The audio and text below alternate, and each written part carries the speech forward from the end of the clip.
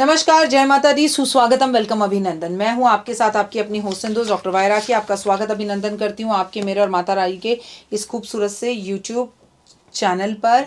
मेरा संसार कैसा है, आपका अभिनंदन है। आप हमेशा खुश रहें, मस्त रहें। परमपिता परमात्मा से ऐसी कामना है जीवन में कभी किसी चीज़ की कोई कमी ना हो, लाइफ में सुख और बहार आपको मिले। हम बात कर रहे हैं आज 8 दिसंबर को, शुक्रवार का दिन है और एकादशी है आज। और ये साल की ख़त्म होने वाली एकादशी में से पहली एकादशी, क्योंकि इसके बाद अभी एक और एकादशी आएगी। लेकिन अगर आप एकादशी का व्रत रखना चाहते हैं तो इसी एकादशी से व्रत आरंभ कर सकते हैं। जो लोग एकादशी का व्रत करना चाहते हैं, भगवान विष्णु को समर्पित होता है एकादशी की तिथि और बेहद खूबसूरत होती है। मात्र एकादशी के व्रत रखने से आपके जीवन में जबरदस्त बदलाव आने शुरू हो जाते हैं। आप यकीनन करके देखिए, मेरी बात बिल्कुल मत मानिए, आपकी लाइफ दिन दुगनी रात चौगनी तरक्की होने लगेगी। लेकिन व्रत के बारे में मैं आपको कुछ बातें बता देती हूँ, वो पहले सुन लीजिए। लेकिन कार्यक्रम की शुरुआत हमेशा की तरह बिलीव इन कर्मा।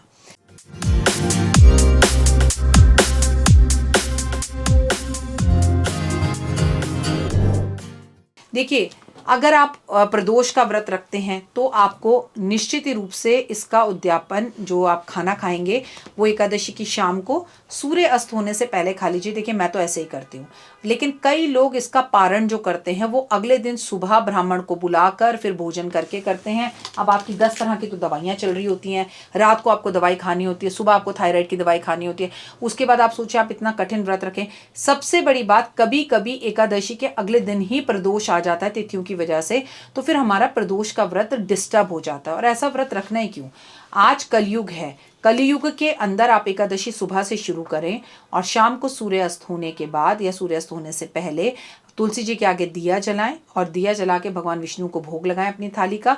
ब्राह्मण को बुला के खिला लें, स्वयं खा लें, या मैं तो मानती हूँ किसी ज़रूरतमंद को दीजिए। ब्राह्मणों के पास किसी चीज़ की कोई कमी नहीं है और भगवान करे कभी कमी हो भी ना, उनका पेट भरा हुआ है। आप किसी छोटी अपनी प्रेस वाले की बच्ची को बुलाकर या किसी गार्ड को बुलाकर भरपेट भोजन करा लें, खा लें। और ये पॉसिबल ना हो, घर की कंडीशंस ऐसी ना हो कि आप किसी को खिलाकर खा सकें, तो भगवान को खिला के वो प्रसाद आप खुद ग्रहण कर लीजिए। It is more than enough. आपको मैं बता दूं, अगर आप व्रत रखना चाहते हैं तो एक बार अगर आप एकादशी का व्रत शुरू करते हैं तो फिर आप उसको जीवन में कभी भी बीच में नहीं छोड़ सकते। आपको पूरी जिंदगी करना पड़ता है जब तक कि आप उसका उद्यापन नहीं कर सकते। ऐसा नहीं होता कि मैंने 5 एकादशी कर ली, मैंने 6 एकादशी कर ली।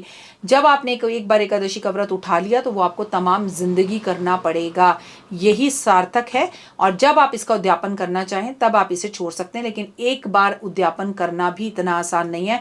दुनिया के अंदर जितने भी व्रत हैं उसमें सबसे मुश्किल व्रत एकादशी का ही व्रत है, जिसका उद्यापन करना बहुत मुश्किल है और इसके लिए ढेर सारा पैसा चाहिए होता है। तो ये सब बातें मैंने तब बताई हैं, बताकर एकादशी का व्रत शुरू करना। और कहते हैं इंसान को मरने से पहले अपनी एकादशी के व्रत का उद्यापन कर लेना चाहिए, लेकिन हर किसी को ये मौका ही नहीं मिलता, क्योंकि इंसान को ये थोड़ी पता होता कि वो कल मरेगा कि परसों मरेगा। कई लोग कर पाते हैं, कई लोग नहीं कर पाते, और कई तो इतने भगवान की उनके ऊपर असीम कृपा है कि उन्होंने व्रत रखा, उद्यापन किया, फिर व्रत रखा, फिर उद्यापन किया, फिर व्रत रखा, फिर उद्यापन किया। आप में से भी बहुत सारे लोग ऐसे होंगे, वो वाकई में भाग्यशाली लोग हैं जो ऐसा कर पाते हैं। अगर आप ऐसा कर पाते हैं तो बहुत ही अच्छी बात है। आप ये 8 दिसंबर को व्रत रखेंगे, और अगर आप व्रत रखना चाहें तो जोड़े से पति पत्नी रख सकते हैं, नहीं रखना चाहें वो आपकी मर्जी, आप अकेले भी व्रत रखते हैं तो ये जो तिथि है वो भगवान विष्णु और लक्ष्मी जी को समर्पित है। इस दिन चावल नहीं खाए जाते। एकादशी वाले दिन भगवान विष्णु की पूजा की जाती है। रोली, चंदन, कपूर, अगरबत्ती, पीले फूल, पीली फल, पीली मिठाई और पीले वस्त्र भगवान को अर्पण किए जाते हैं, जिससे आपके घर में धन धान्य और सौभाग्य बढ़ता है। एकादशी के व्रत में रात्रि जागरण करना जाता है, लेकिन हर कोई रात्रि जागरण नहीं करता। लेकिन कहा जाता है नॉर्मली एकादशी की रात को हमें सोना नहीं चाहिए, रात्रि जागरण करके बीच बीच में चाय पी के या कुछ खाकर हमें गीता का पाठ करना चाहिए, हमें पूजा पाठ करना चाहिए, भगवान का नाम लेना चाहिए। ये हमारे लिए बड़ा फलदायक होता है। इस एकादशी वाले दिन पूजा करते वक्त भगवान को ओम नमो भगवते वासुदेवा का भगवान के सामने जाप करना चाहिए, आपकी हर मनोकामना पूर्ण होती है। एकादशी में भगवान विष्णु को पंचामृत अर्पण जरूर करना चाहिए, जिसमें दूध, दही, शहद, चीनी होना चाहिए। आप अपने घर में एकादशी सत्यनारायण भगवान की कथा भी कर सकते हैं। इस दिन तुलसी की पूजा जरूर करनी चाहिए। तुलसी की पूजा इस दिन करना विशेषकर महत्व होता है। अब इस दिन शुक्रवार है, अब आप एकादशी और शुक्रवार का सहयोग बन रहा हो तो हम भगवान विष्णु की पूजा तो कर ही रहे हैं, लेकिन साथ साथ हमें लक्ष्मी का सहयोग भी मिल रहा है। तो आज आप साबूदाने की खिचड़ी बनाकर लक्ष्मी जी को भोग लगाएं, खीर बनाकर लक्ष्मी जी को भोग लगाएं। भगवान विष्णु की पूजा करने के साथ साथ लक्ष्मी जी को भी फूलों की माला अर्पण करें तो ये सब बड़ा लाभदायक रहेगा। इस दिन आप पानी में गुलाब जल डाल के नहाएं और अपने घर में भी गुलाब जल का पोछा जरूर लगाएं। एकादशी व्रत में उसे व्रत को करने से जब आप सुबह उठें, नहाएं धोएं, भगवान के आगे दीप जलाएं और उनके आगे अक्षत, फूल, दीप, कई लोग भगवान विष्णु पर जो है, मैं आपको बता दूं कि चावल अर्पण करते हैं, कई लोग नहीं करते, लेकिन आपको बता दूं कि जगन्नाथपुरी आप जब जाते हैं तो एकादशी हो या ना हो, भगवान को हर रोज़ खिचड़ी का ही भोग लगता है। तो ये अलग अलग चीज़ें हैं। तो वहाँ के लोग ये मानते हैं कि एकादशी हो तो भी आपको चावल खाने चाहिए, लेकिन हमारे शास्त्र ये कहते हैं कि एकादशी में चावल नहीं खाए जाते। लेकिन मैं मानती हूँ अगर हमारे भगवान चावल खा रहे हैं तो वो खा सकते हैं, वो भगवान है, मनुष्य को नहीं खाने चाहिए।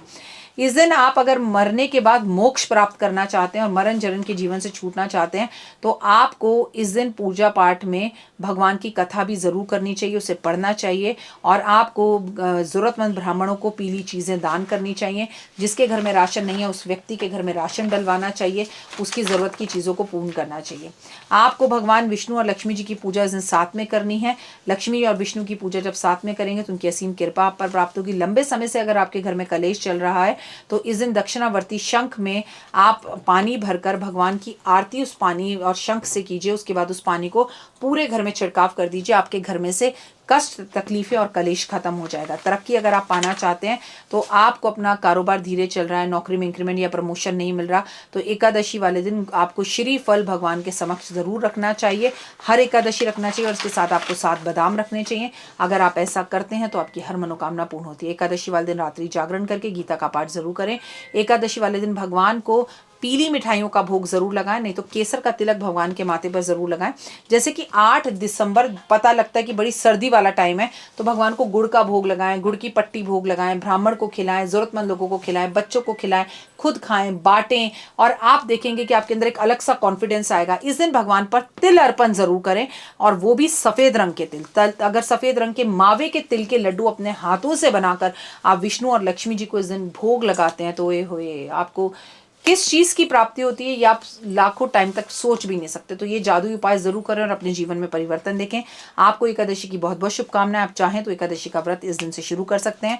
अगर आप मेरे परिवार में, मेरे संसार के नए हिस्सा हैं तो प्लीज़ लाइक, सब्सक्राइब, शेयर कीजिए। आइकॉन बेल ज़रूर दबाइए क्योंकि आपको तमाम तरह की यहाँ बातें मिलेंगी। तो मैंने एक एकादशी की वीडियो बनाई है, लेकिन उस दिन जिस दिन एकादशी उस दिन 2 मिनट का उपाय ज़िंदगी बदल जाए वो मैं आपके साथ शेयर करूँगी, तिथि और नक्षत्र के साथ कि आज आपको क्या करना है। फिलहाल के लिए जय माता दी।